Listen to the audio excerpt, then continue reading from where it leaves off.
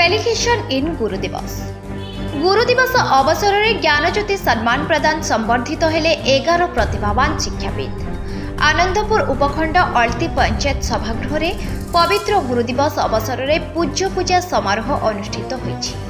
जीवनव्यापी शिक्षादान भली महत् कार्य व्रती रही सुनागरिक गठन में निजक समर्पित करिथिबा 11 जन सेवानिवृत्त शिक्षकों को बसंत मंजरी फाउंडेशन पक्षर ज्ञानज्योति सम्मान रे सम्मानित करा जायछि।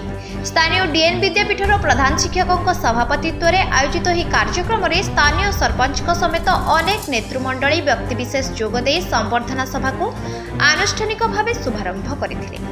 शिक्षक एवं शिक्षातन मनीष तैयारी कारखाना एवं शिक्षा और शिक्षक समाज पई वरदान बोली अतिथि माने अभिभाषण रे कहिथिले।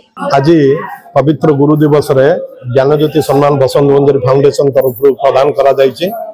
ए अंचल तथा आम घसीपुरा ब्लॉक रो जो माने शिक्षाविद थिले बयसर शेष समय पहुंची अंचल को दिग्दर्शन देइछन्ति। शिक्षा क्षेत्र में आगु को बढ़ाई अंचल को जहाँ आज अलती माटी भी गर्वित होती जो गुरु मानक से गुरु मानक सम्मान प्रदान करने आज आम उद्देश्य थिला।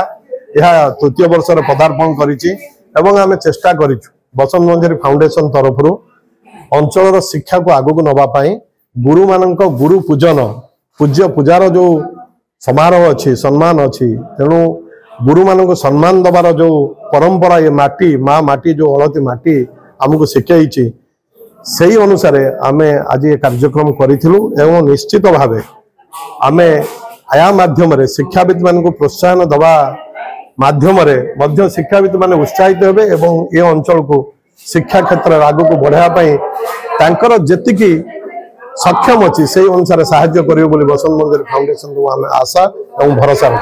घसीपुरा उपेंद्र साहू को रिपोर्ट फोकस प्लस।